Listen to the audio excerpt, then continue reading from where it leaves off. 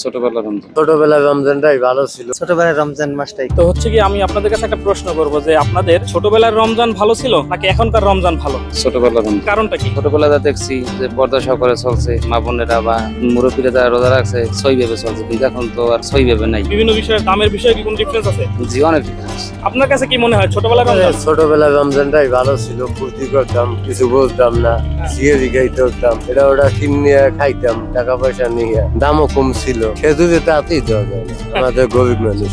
আপনার কাছে কোনটা? ছোটবেলার রমজান মাসটাই। কেন? কারণ ওই সময় তো এক নম্বরে কোনো টেনশন ছিল না, সংসারে ছিল মা বাবার কারে।